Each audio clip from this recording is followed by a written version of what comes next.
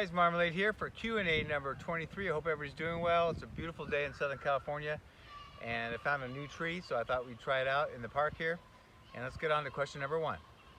All right, so our first question is from Washington Mike. Mike, how you doing? I met Mike at PCT Trail Days this year and great guy.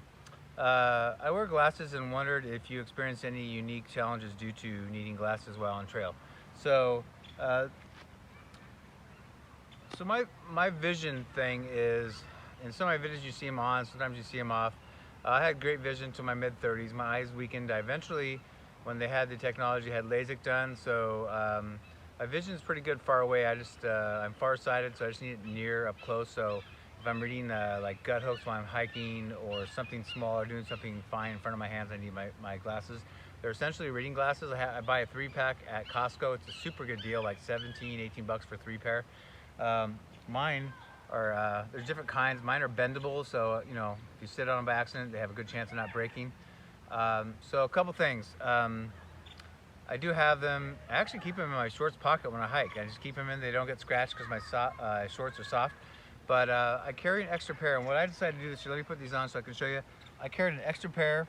I just made a little super lightweight thing out of Reflectix here. It's just the exact same pair, super light. This stuff weighs nothing.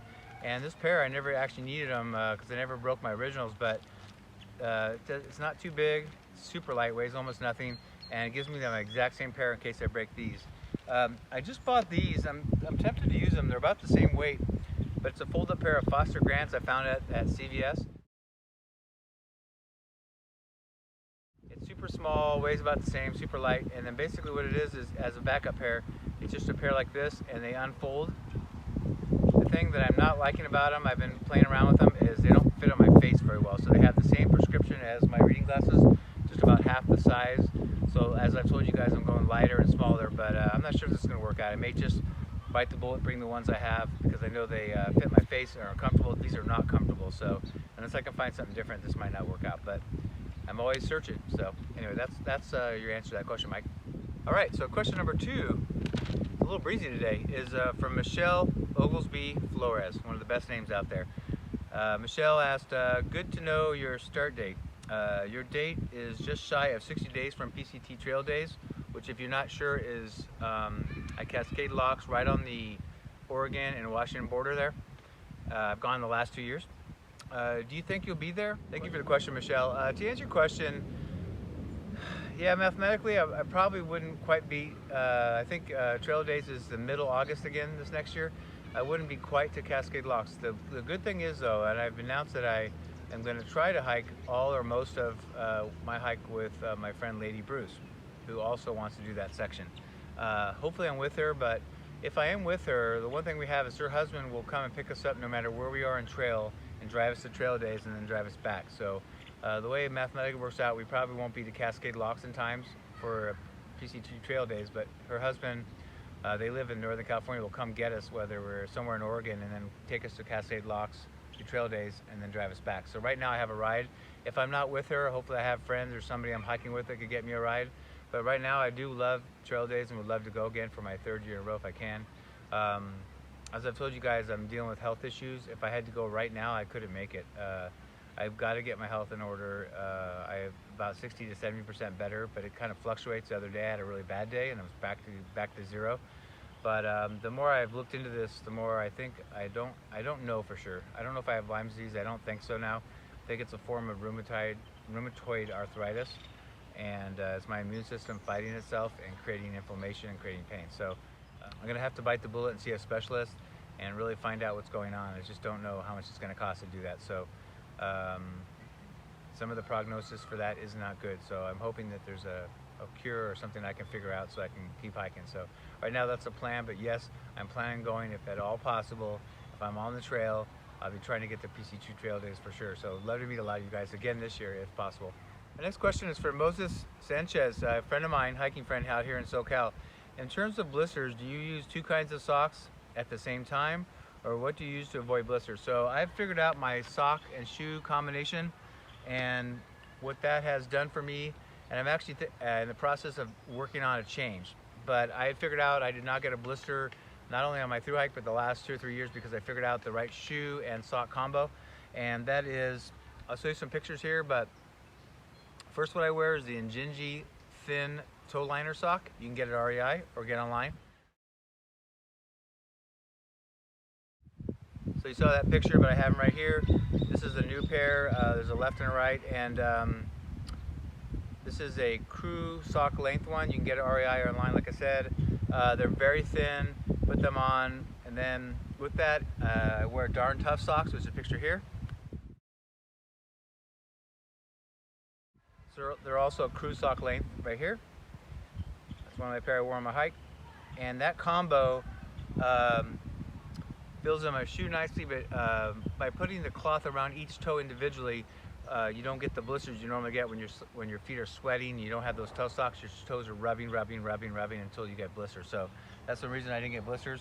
I brought my gaiters. This is one of my pair that I wear. These are my gaiters that go on top of my shoes to hopefully keep sticks and rocks out of my shoes and socks. So what I'm actually trying to train my feet to do now is to go from the crew length Darn Tough sock to the ankle length. So let me show you a picture of this next to the regular ones. And here they are here. So a couple things. I don't really like taller socks like crew socks, especially hiking. So I wanted to go to the ankles. This has the same padding and cush and lifespan. These are lifetime warranty on the socks. But I wanted to go to a smaller sock. Effectively, this is about half the size of my crew socks when it comes to the physical size. It's a little over half the weight of a regular crew sock, so I'll save weight and physical size. The other thing that I missed out on in the desert especially was we'd hike all day and we'd get to a creek and everybody would take their shoes and socks off and soak their feet in and get their body temperature down and get your feet cooled off. Because I had toe socks on underneath my Darn Tough socks, they're a pain in the butt to get on and off, especially after your feet are warm or sweating.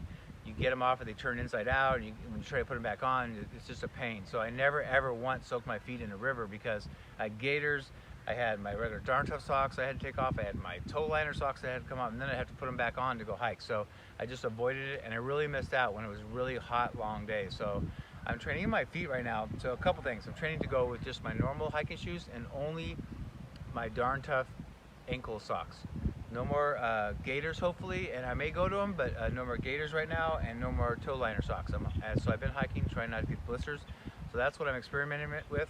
I normally carry 2 of these when I hike, so the crew ones are twice as big, so it'll be less weight in my pack. I'll have the ones I'm wearing and one extra pair to switch out every day. Sometimes I'll wash them out in a river and hang on my pack so I can wear my other pair while they're drying. So this is 2 pair will be like half the space of those, also half the weight. I won't have to worry about my toe liner socks. They're really a bummer in the mornings when you first wake up and it's freezing cold, trying to get your toe liner socks on and your socks, and then they bunch up, and then you keep re-putting them on and put your gaiter. It's a whole thing in the morning. So I'm hoping I can just put socks on and train my feet to be tough enough just to wear these. So that's my plan right now. Also save weight on my pack. So that's the thought right now. So good question, Moses. I appreciate it. Okay, our last question is from Henry Smith. Of the sections you did hike last year in your through hike, what were your favorite parts and why? So that's an interesting question. It's hard because, I mean, there are prettier parts than other parts, but the whole trail is pretty amazing. The desert has, I think everybody's shocked by the views you get in the desert. I would say Section A, when you go in the desert part, Section A, which is I would say around 50 to, I don't know, 70 or something, you know, a lot of great views, and it drops down off the desert down to the desert floor like 6,000 feet. So it's pretty amazing, and you can see all the way to San Jacinto and even San Gorgonio Mountains that are another, 100 miles away on the trail. So I would say in the desert, that's my favorite.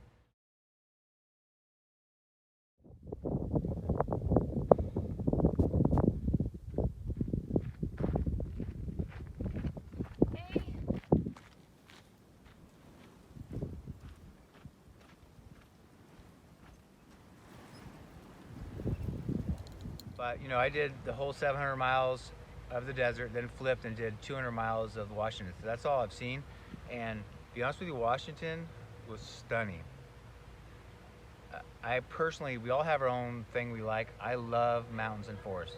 I want to relocate from Southern Cal and hopefully move somewhere like Oregon or somewhere with mountains and forests. So that's my thing. I live in a beautiful place. As you can see, it's first couple days into February, and it's going to be 70 today, and I live a couple miles from the beach. But I am at home in the mountains and the forest. That's what it does it for me. And you know, even where I got hurt in Glacier Peak Wilderness, most beautiful place I've ever hiked.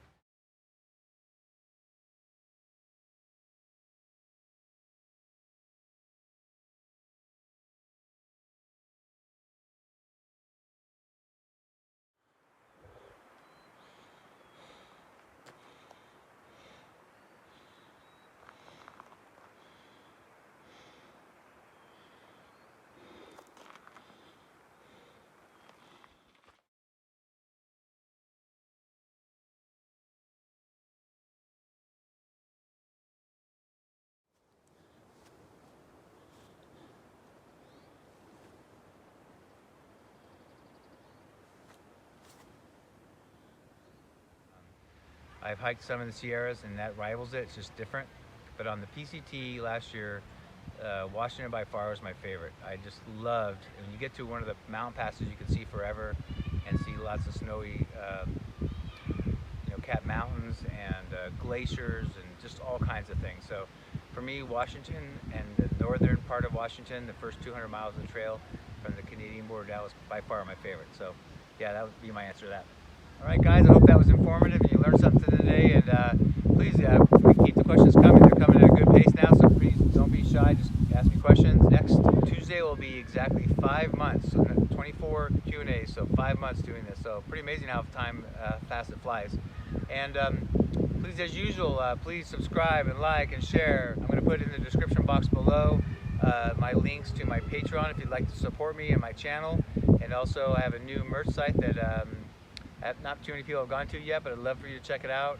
Reasonably priced stuff with my new Marmalade logo on there, and that helps support me. Every dollar is going to go towards my hike and towards gear, so you would help support me get back on trail. So anyway, I hope you enjoyed this, and until next time, see you down the trail.